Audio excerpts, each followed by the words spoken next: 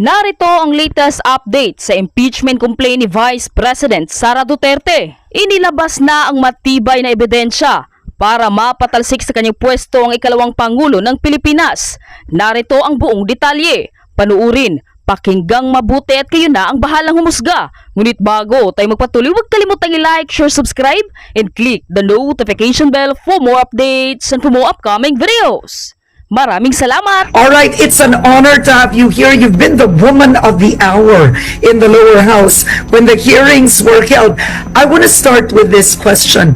Is this an election issue for you, specifically the 2nd District of Batangas? Election issue ba ito para sa distrito po ninyo? I believe yes, Karen, because the issue of an impeachment is an issue of accountability or non-accountability.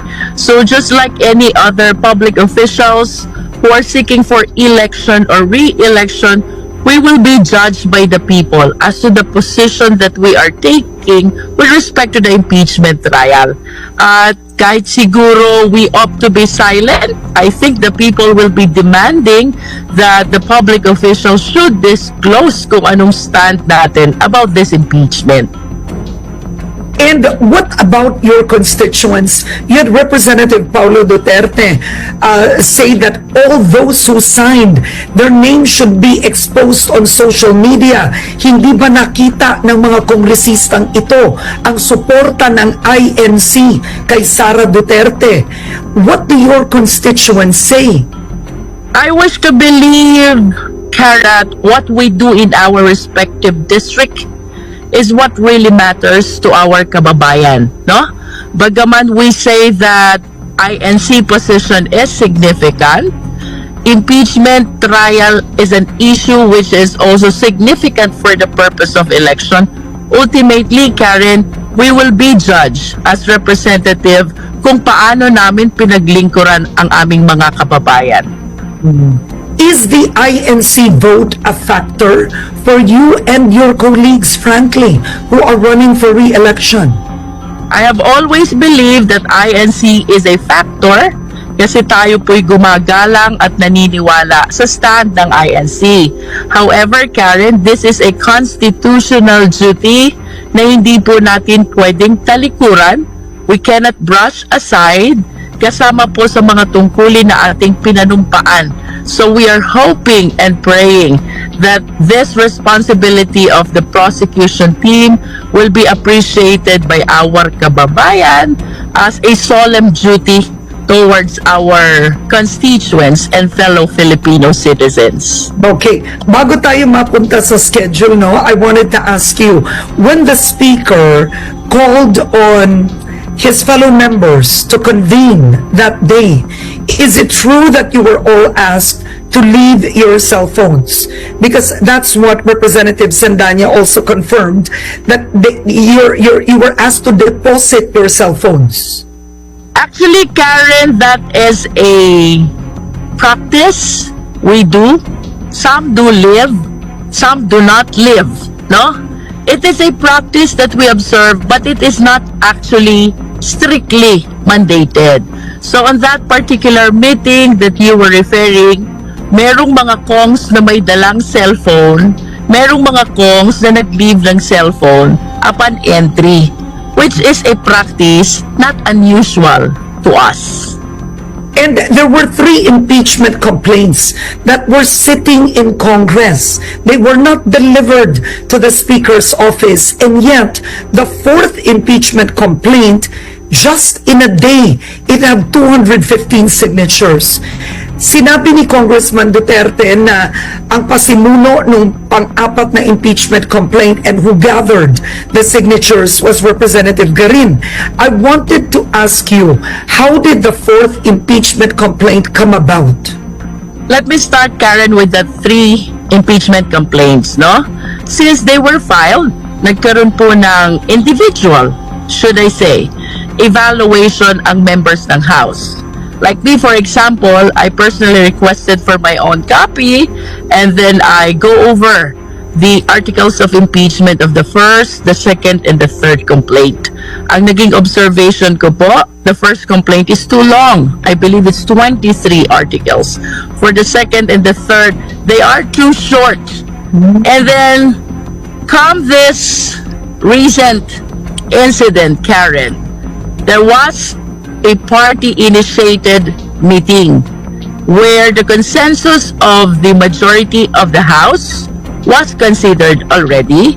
We have to always remember that we are a collegial body.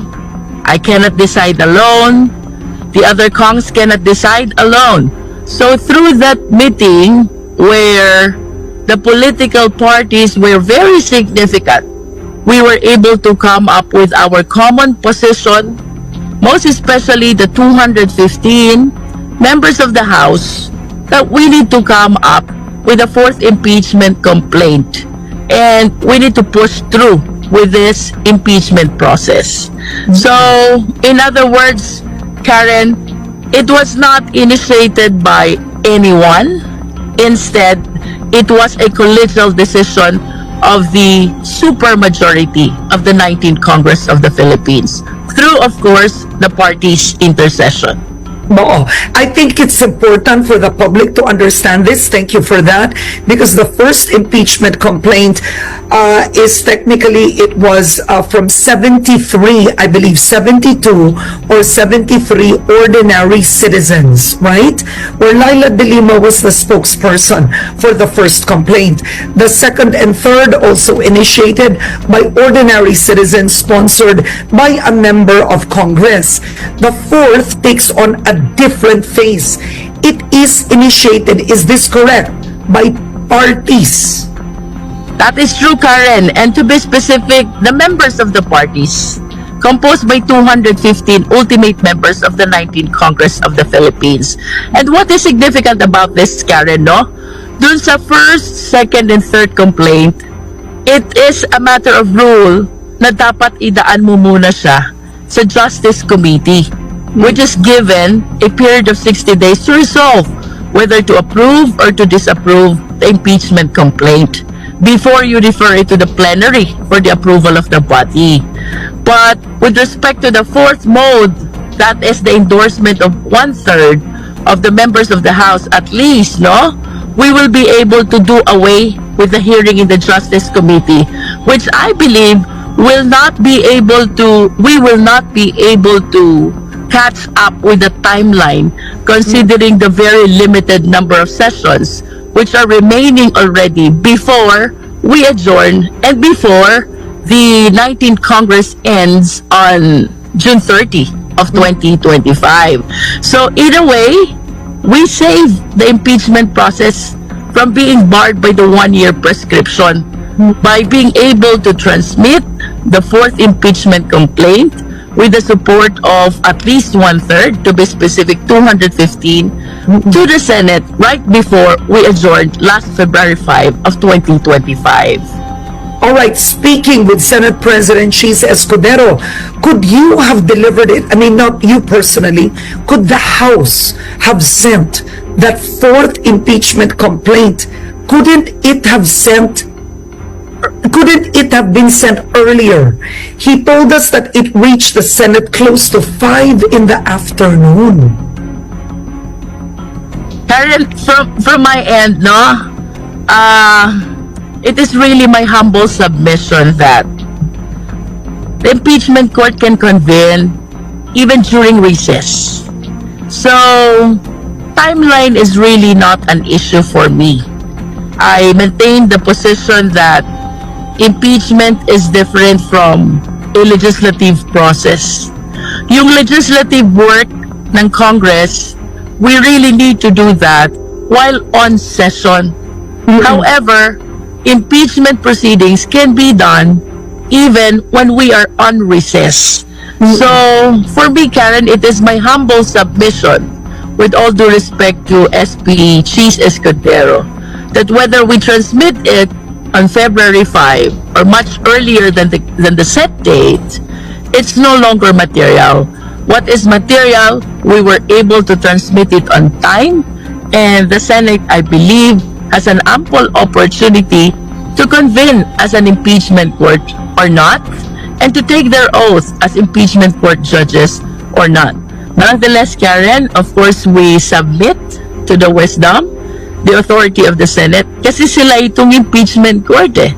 They will be sitting as the impeachment court judges, the 23 senators. So, regardless of the varying legal opinions, no, of the luminaries and even the members of the prosecution team, even the president, ultimately, we are submitting to the proper authority, the rightful authority, and of course that is the Philippine Senate, which will be sitting as the impeachment court judges.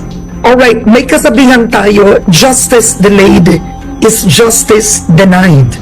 With the new timeline that Senate President Chis Escudero announced, he said that the trial will begin after the SONA of President Marcos Jr. If we count starting today, that would mean that the impeachment trial will begin 5 months after. Historically, that is the longest. Si Erap, when he was impeached, siguro after a few weeks, the Senate already convened as an impeachment court. With Corona, after he was impeached, nagkaroon ng recess, pero it was convened, right? Right away also, siguro within a month, into an impeachment court. Ito ang una na 5 months after. What do you make of that? Well, from my end, I really wish that we proceed right away, no? That is because of my appreciation that this is a constitutional duty that we should not delay, no? But of course, I wish to defer to the Philippine Senate.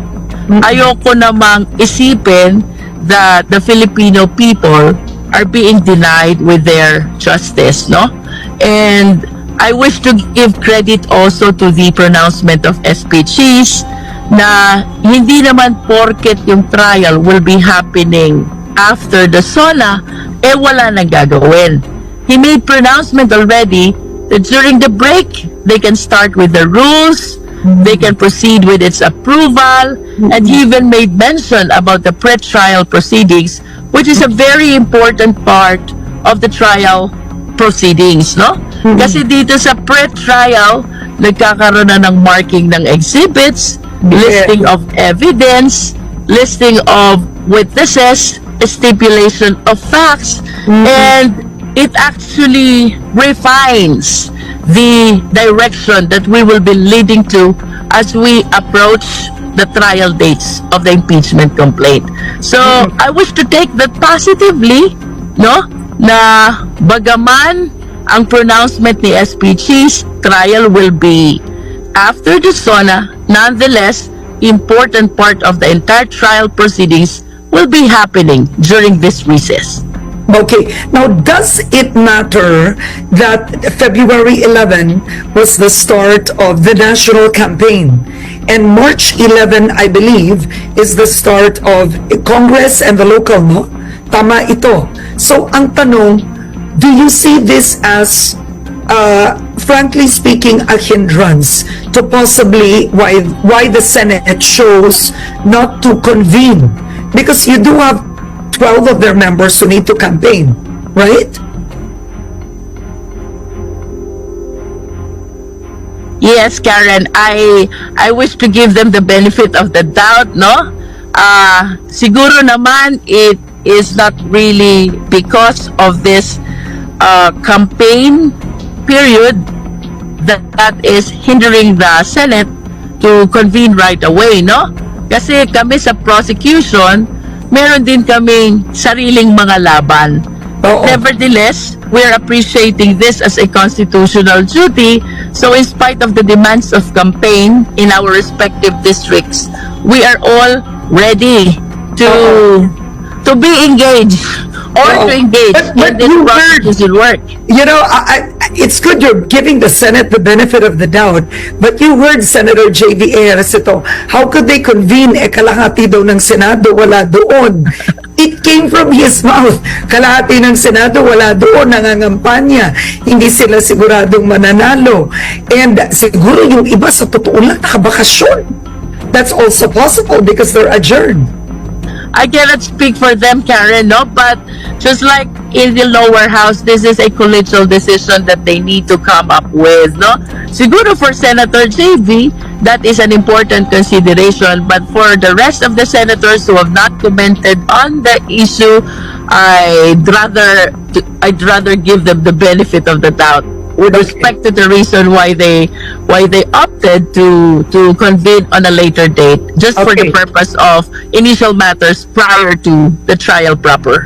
All right, and you have to forgive me for this. I'm gonna press on a bit because Senior Associate Justice Antonio Carpio has issued a statement, and I want to ask you, you being a lawyer, if you agree. He said the president can actually call for a special session, right? So he said the president can call for a special session, tackle, let's say, another issue, and then include already the impeachment. That's one. But then you have SPG saying, hindi naman nagpapatawag. No, you have the president saying the Senate isn't asking for a special session. So, ang tanong ko, under the Constitution, who is supposed to initiate a special session? Is it the president or is it the Senate? Is it the clamor of the senators? Actually, Karen, the Constitution is silent as who should take the initiative, no? And we've heard it loud and clear. Mukhang naghihintayan sila. The president wanted the Senate to initiate a request, while SP is waiting for the president to initiate a request, no? So, I think it's a matter of who will start initiating that special session. But as to the existing rules, the rules are silent as to who will initiate the same. Nevertheless, Karen, no? On the part of the president, I interpret the same as giving deference to the Senate, na sa halip pangunahan niya, he'd rather wait kung anong maging position ng Senate. That is in recognition of the principle of separation of power. Alam ng ating presidente that the impeachment court is the Senate, a work which does not belong anymore to the executive. Bagaman they have the authority to initiate the special session. Nevertheless, it only bolsters yung position ng presidente na hindi kami makikialam. If you will initiate a request, we will grant and act on it. But if there is no request, then we will be maintaining our position. Just observe kung anong gagawin ng impeachment court. Okay. All right. Now, the new rules. So, Senate President Chis Escudero believes that with the new rules, the trial could actually be finished in 2 to 3 months. Coronas took roughly 4 to 5 months, right? And of course, naudlot ang kay Erap Estrada after 1.5 months. Naudlot yon. Let's talk about the new rules that the Supreme Court released after the impeachment trial of Renato Corona, and perhaps you can explain it in layman's term. So, Senate President Escudero said now there is a requirement for the submission of judicial affidavits. Explain that to the public. How different is that from the Corona impeachment trial? I am not very particular about the Corona impeachment trial, Karen. As a matter of fact, this is the first time that I am experiencing impeachment process, no? Nonetheless, I can make a comparison with an ordinary court proceedings. And that judicial affidavit, which you mentioned, is very significant because it actually provides all the material allegations of the witnesses who will be taking the witness stand. So in other words, instead of a very lengthy question and answer proceedings before the impeachment court, it will be a little shortened because all that the witness need to do is to identify that is my signature, That is my testimony. I put that in writing, and under my present oath, pinanuumpaan ko na totoo at voluntary ang pagka-execute ko ng testimonyang yan. So in other words, Karen, yung direct Yun ba yun? examination, Walang direct examination, walang cross? the judicial affidavit actually takes the place of direct examination. But But I it does don't not. think the public will like that. The public won't like that, I Representative. understand, but, Yes, but it does because- not. It does not prohibit the counsel offering the witness from raising follow-up questions for the Yes. purpose of direct examination, no? And I think the interest of the public rises really not on the direct but instead on the cross-examination. That No. cross-examination is not covered by the judicial affidavit because the questions from the cross will be raised by the opposing counsel, no? The direct examination is the one being conducted by the counsel offering the witness. Yes. Ito na po yung judicial affidavit namin. This contains the material allegations of the witness. If there will be additional questions, he can propound those additional questions. But once done, papasok po yung opposing counsel, wala siyang judicial affidavit because the purpose of the cross is to check the veracity of the direct examination. So I think that action that the public is looking forward to see will still be there in spite of the use of the judicial affidavit. And ako, naniniwala ako personally doon sa significance ng judicial affidavit in as far as saving time is concerned. Kasi kapag ka naman yung abogado mag-offer ng witness, ang magda-direct, most likely anticipated na rin ng witness yung mga questions. So you can actually put that in writing to shorten the time. Oo. So wala na ang direct, but you can cross-examine, and the senators acting as judges can still ask questions. Even during direct, Yeah. because the judges of the impeachment court are provided with a lot of leeway to make clarificatory questions. So ibig sabihin nun, Karen, kahit ang iyong direct examination is presented by way of judicial affidavit, pwede pa rin mag-additional direct yung counsel who offers the witness. Pwede rin mag-clarificatory ang impeachment court judges. Pagdating naman doon sa opposing counsel, full-blown cross-examination yan. And I just want to add, no, it's interesting that I don't know if I'm old, Head Start is a show that we go on conversations. It's like having coffee. But I've actually covered already the ERA and Corona impeachment trial. So I find it interesting that this is your first, which makes me think that you're younger than I am. But let's move on from that story. Is this the impeachment trial, once it goes on full coverage, I'd like to say, dun na nalaman kasi ng botante, una, yung tamad, yung walang alam, yung hindi nag-aral, dun nalalaman ng botante, I don't want to use other words, but dun nalalaman ng botante, dapat ko tong iboto, matalino pala to. Kasi dun lumalabas, pwedeng lumabas ang galing ng isang senador, prosecutor, doon lumalabas sa impeachment trial. As Senate President Cheese Escudero said, him presiding could be historical, but he said, Karen, it could also make or break a legislator. Don't you agree? That is very much correct, Karen. We will be judged by the public on the way we perform. We will be performing on this impeachment trial. And you're very much correct also when you said, hindi pwedeng hindi mag-aaral. Dapat mag-aral. Not only the prosecution team, but even the defense team and even the impeachment court judges. Because the clarificatory questions which you will be raising will be judged as well by the people. And if these are not sensible, if these are not relevant, if these are not significant to the issue, baka ma-disappoint yung ating mga kapwa Pilipino. Now, other than that particular rule, the Supreme Court also now requires a more detailed pre-trial brief. kasama na ang ebidensya, nandun na. Wala daw sorpresa. So, tinanong ko to kay Senate President Escudero, during ERAP's time, the walkout happened because of the refusal to open the second envelope. Do you remember that? Right? So the second envelope was a surprise. So they declined to open it. The prosecutors walked out. So that was really the precursor to EDSA 2. So ang tanong ko ngayon with the new rules, paano to? Wala nang surprise? Paano kung within the hearing biglang may magsabi, Representative Luiso, takot lang ako noon. Pero eto, gusto ko na magsalita. May bago kong ebidensya. Paano yun? In that case, Karen, newly discovered evidence, that will be allowed as an exception to the general rule, no?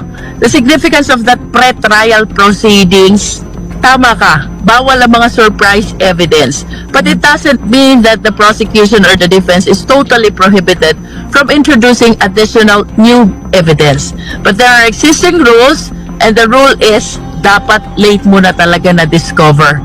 That should be subsequent to the pre-trial para i-allow ka ng impeachment court.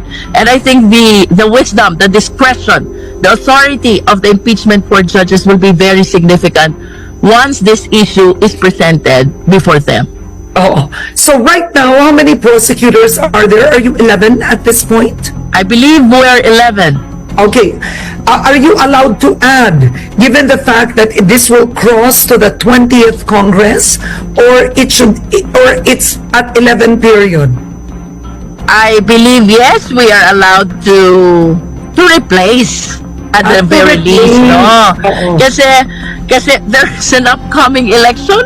Although I hope and pray that all of us will win. Pero if some of us will not make it this election, I think the House will be constrained to make a replacement to complete the 11 prosecutors. But it should only be 11 under the rules? That's the number? I believe 11 is the proper number. Okay. Why did you say proper? That's interesting. Because we try to inquire if we can add some, and I remember the House leader saying that 11 should be proper. Okay. Let me look into that if that is a matter of rule. Okay. All right. Now, you were asked at a press conference who is leading the prosecutors, and you said we are all equal. You know, that's great. You know, equality is great, but who's taking the lead? Right? Paano yun? We are co-equal prosecutors, Karen. Okay. But in terms of strategy, for example, I wish to believe that we will be making co-equal contribution, co-equal representation of the House of Representatives, the 11 of us, in the prosecution team. Bagaman we are submitting to the wisdom of the most senior members of the prosec team, no? If you will remember, we have on board si Congressman Ako, no? We also have on board si Minority Leader Nonoy Libanan. For most of us, parang mas marami sa amin first termer, no? So we are really submitting to their wisdom. We are relying for their guidance as we go along with this impeachment process. But as to the explicit understanding or designation with respect to who's gonna lead, wala po. We are silent about that matter, so it is our understanding that we will be making co-equal representations and contributions as members of the prosecution team. okay. Well, because if we look back, and I could be corrected on this, so we have Neil Tupas Jr. He was the chief of the prosecution team, and I'm not sure if it was Joker Arroyo who led the prosecution team of the ERA. And I think the reason that's being asked is if there's no leader, it's good that you're co-equal, but without a leader, it will be very difficult in terms of strategy. How do we go from here? How do we cross-examine? What do we take if, let's say, Sara Duterte's team suddenly releases this? You know, that kind. All right, that's one. Number two, will you also be getting private lawyers or no more? With respect to the situation of having no lead prosecutor, no, I believe that those challenges as to what strategy to take, how to address these contingencies. I Yeah. think we can counter that by way of preparing thoroughly for the upcoming trials all together, the 11 prosecutors all together, no? Yeah. Kapag maayos There ang will be one preparation namin. prosecutor, I believe, who will speak. If I remember covering correctly, is one will speak to open. With that, Karen, then we will be checking first the rules to be imposed and to be presented by the Senate. If that will be necessary, then one of us has to stand as the lead prosecutor. That is my submission, Karen. About Okay. the private lawyers, yes, we will be welcoming the participation of volunteer lawyers from the private sector, no? But to this date, Karen, we have no names yet. As a matter of fact, isang meeting pa lang po ang nagaganap among all of us, and we have not discussed thoroughly the 7 articles of impeachment and even the names of the lawyers who will be joining the prosecution team from the Senate. Okay. Now, you did say that you are more confident in handling the second article, right? Which is the alleged misuse of confidential funds of the OVP and the DepEd when the agency was under Sara Duterte's leadership. So let's talk about that particular article, all right? Because you were in the hearing, obviously, you led that hearing.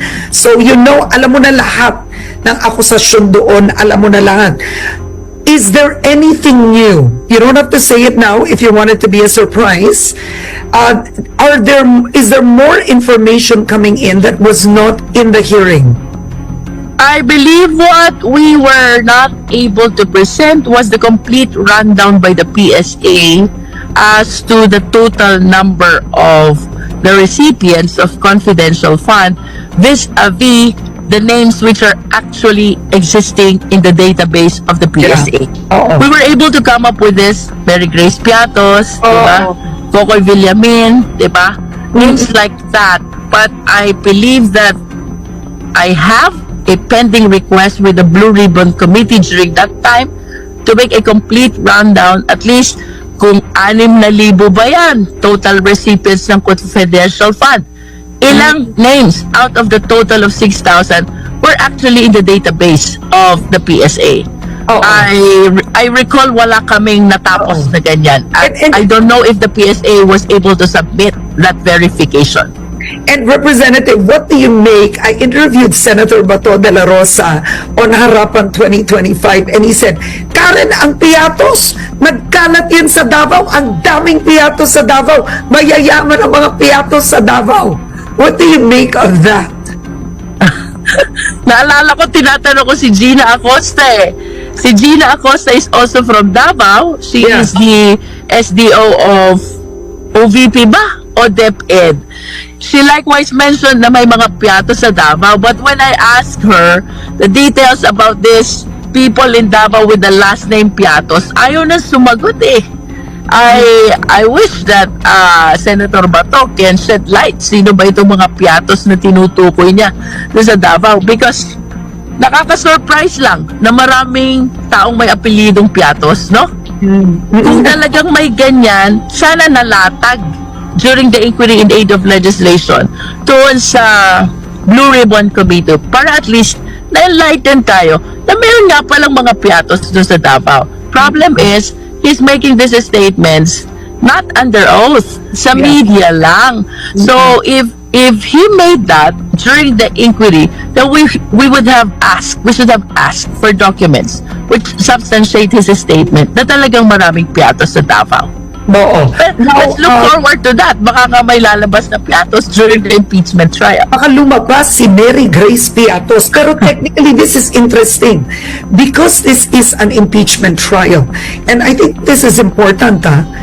Can you demand and ask that those people who supposedly signed Mary Grace Piatos, etong mga iba pa, na ilabas ng kampo ng Vice President? Can the prosecution demand for that? Kung baga magkaalaman na kung We can move, Karen. taong yun.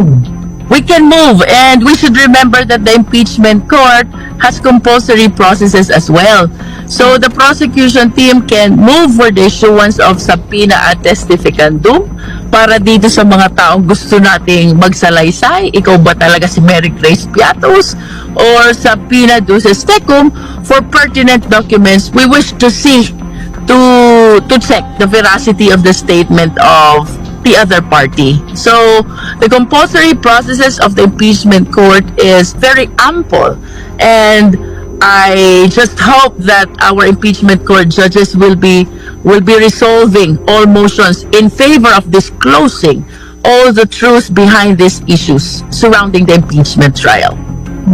All right. Now, another thing is Vice President Sara Duterte said, well, I will attend if I need to, but I won't if I don't have to.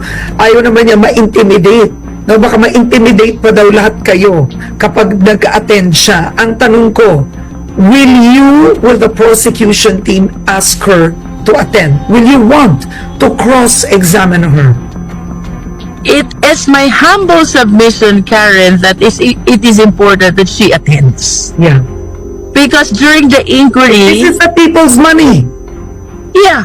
And during the inquiry before the House, hindi naman siya masyadong nag-participate eh. And the people, I believe, are waiting for her explanation kung saan napunta yung confidential fund. So if she is really concerned about her defense, I think she should take advantage of her opportunity to explain her side and present her defense, present her evidence. Otherwise, baka yung kanyang non-participation may be taken against her in as far as public opinion is concerned. All right. Before we go, anything you would like to add? Thank you so much for being on Head Start, but I'm sure you're going to be campaigning, but you're also preparing. In the beginning, Cheese Escudero said the earliest they can tackle it was, I believe, June 2, right? When Congress resumes, they'll be tackling preliminary matters, and to a degree, the people kind of accepted the June 2, and then he suddenly announced the end of SONA. That would be, ang SONA, July 30 ba? SONA, June 30. June 30. June 30, so July 1. July 1. After the SONA. Is there anything you would like to add? Because who knows? The Senate may change its mind again. This is an issue, Karen, of accountability and non-accountability, no? Let us always remember na as public officials, we are always subjected to public scrutiny, and we owe it to the people to explain our side if ever there are issues surrounding our service to our fellow Filipino people, no? I believe that this impeachment process is an opportunity for everyone to enlighten the Filipino people as to the issues being raised against the Vice President. And for us, the prosecution team, the Filipino people are assured that whatever actions we will be taking from this day forward will be in accord with our sworn duty for truth and for justice, Karen. Okay, and I wanted to add, apparently, I'm being corrected on this, the SONA is on July 21. So this would mean that if this pushes through, you'll have the impeachment trial in August. I mean, frankly, is that still healthy at that point? I think, Karen, the issues are really being demanded by the Filipino people to be explained, no? Yeah. To be resolved, no? At sabi mo nga kanina, a lot of legislators have commented already, this will be an election issue for those seeking for an election or re-election, no? Yeah. So, ako naniniwala, Karen, no? Na even if SPG is pronounced already, that the trial will happen after the SONA, the enthusiasm, the interest of the people on this impeachment trial will not go down, will not decline, because these are very controversial issues that concerns the public funds, pera ng taong bayan, kung ito ba'y winaldas o hindi. I think the issue will not die. As a matter of fact, it will even rise because of the position of the public officials who are seeking for election and re-election. So, pagaman matagal, yes, matagal ang ating ipaghihintay. Yeah. It will only, I think, even increase the interest of the Filipino people to look forward to the impeachment trial, which will happen after the son of the president. Although my concern as a public individual, as an ordinary tax-paying citizen, is the fact that you're right, the impeachment process is to keep public officials accountable, right? But the problem is, it's also to protect the citizens from having, let's say, a corrupt public official stay in office longer than they should. That's also another thing, right? Yes, and that is why the position of the media is very important nowadays, Karen, no? We need to solicit the position of the senators who are seeking for election. Ano ba ang inyong position regarding this impeachment trial? Are you in favor or otherwise with regards to the impeachment of the Vice President? Dahil, sabi mo nga, this applies not only against the Vice President, this applies to everyone who are occupying public positions, even those who are about to occupy public positions, no? I hope that we are able to shed light on all these concerns pending before the impeachment process, no? Sana po ay magkaroon na ng kaliwanagan, and I hope the people will not stop in looking for the revelations, the truth, and the justice for matters concerning this impeachment trial.